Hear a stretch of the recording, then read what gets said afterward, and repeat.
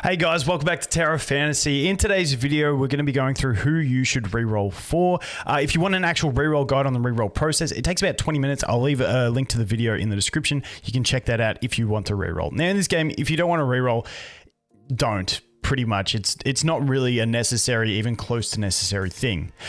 Next up, I am recording this before the global launch, so if things change, I will leave it in a pinned comment. The reason I'm recording it before is because I will be streaming from the launch of the game.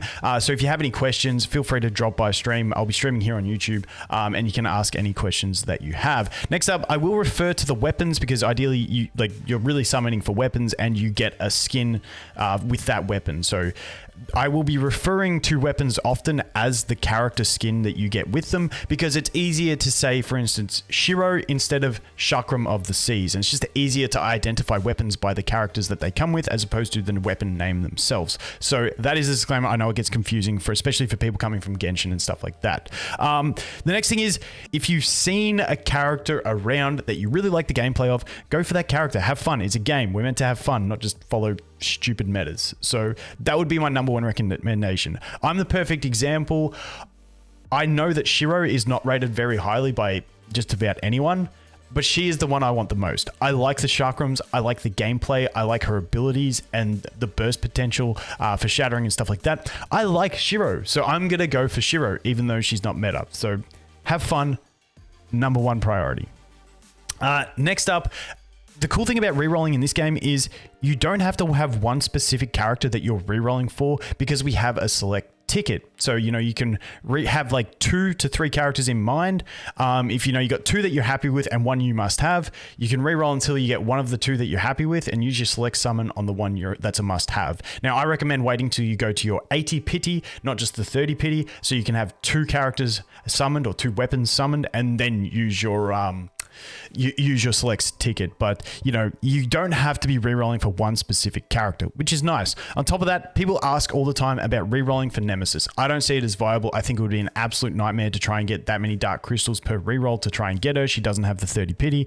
You're probably going to spend an hour to get 10 summons and you'll probably get nothing in reroll and you'll spend an infinite amount of time doing it. If you're super hardcore, go nuts. But I'm not making a guide for that. I don't think it's really viable. So let's get into who we have available. Now, like I said, at Global, we're certain that we are going to have for tank options, Meryl and Huma. For healing options, we got Coco and Zero. And then for DPS options, we got Crow, King, Samir, Shiro, and Tsubasa. Now, we may end up with Claudia and Cobalt B, maybe even Frigg. We don't know, but I'm not going to include those guys in this one because I don't feel that we are going to have them straight off the bat. But if we do, then obviously if you like them, go for them. Those 3 are all going to be really strong characters in the game. So if they are there at launch, they're not bad options at all if they're the type of character that you want to go for. So first off, let's look at tanks. So tanks, you've got Meryl and Huma. If you want to main a tank, those are the only 2 tanks in the game, so you're going to probably want to get both of them. We do have the SR tank, who is actually really decent, but will end up getting outclassed by actual tanks in the game, by SSR tanks in the game. So, if you want to dead set want to be a tank, which isn't really necessary early on, unless you're really going to focus on group play and, raids and stuff like that. If you want to be a tank, get one of the 2. And then if you don't get the other one by the time you get to your 80 pity or 30 pity, however you want to play it, get the other one. Very, very simple. If you want to be a healer, now this is where things change up because we do have the Nemesis exclusive banner. So if you're getting Nemesis and you want to be a healer, I would get Nemesis and then choose who you want, Coco or Zero. Coco is more healing focused, raw healing. Zero is more shields and buffs.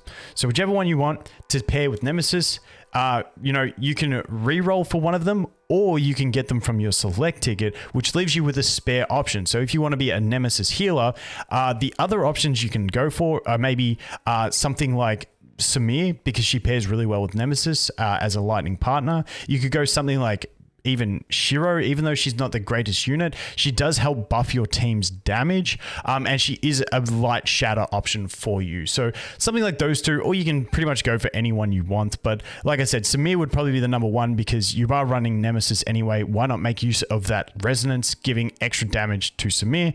And that's the way I would play it. So if you want to be a healer and you don't want Nemesis, reroll for Coco or Zero, and get the other one from your select ticket. Okay, so now for DPS people. And if you don't have a favorite DPS, you're like, dude, just tell me what I should go for to, you know, have a safe start and just enjoy the game. I would say either go for King or Samir and get the other one on your select ticket. Reason being, Samir, I think, is just the most user-friendly, enjoyable learn the game character that there is, and she's also very strong and viable at the start of the game. She's got high charge, she's got great AoE, she can jump up in the air and do this helicopter, she puts her legs up and she avoids a bunch of damage. She's the first character I played, and the experience playing with her was fantastic. It just felt really smooth and user-friendly, essentially. Plus, she does really good damage. And she has Vault Resonance with Nemesis, so if you're going for Nemesis, even better. Then we have King. King is like the king of shattering shields. He's got massive, massive shatter. He does a lot of aerial damage he wants to be doing. And then he can also burn enemies after he shatters the shield and deal some more massive damage at 1-star. So King is just a really good DPS as well. I don't like King in PvP as much, but for PvE, he is fantastic. And early game PvP, until we get more units in, he's probably going to be not too bad in PvP for most people. But those two, if you get one of those two and then get the other one from your select ticket, you're going to be in pretty good stead. Now, the other DPS options we have are Crow, Shiro, and Tsubasa. Now, I'll give you an example of what I'm doing in my rerolls. At the start, I said, I like Shiro, I want to get Shiro. So for me, I want to play as a DPS, because who wants to heal? So I'm going to play, I want Shiro and Samir, and then I'm going to summon for Nemesis. So that will be my team. So because I'm going to summon for Nemesis, I want to summon on my rerolls either Samir or Shiro, and then I'll pick the other one up from my select ticket. Easy done. I'm happy. Away I go. I've got the characters I want. I'm going to have fun. That's all that matters. Now, like I said, Shiro's more of a supportive kind of shatter. She's got an awkward playstyle, but I really like it. She can have some control. In PvP, if you can get someone trapped in her ability, you can really melt them, and you can really melt shields if you play it right as well. So I like Shiro for that. The other options you have are Tsubasa and Crow. Now, Tsubasa, I think, is fantastic. She's an ice bow user. If you like bows and you like range, I think you'll definitely enjoy Tsubasa.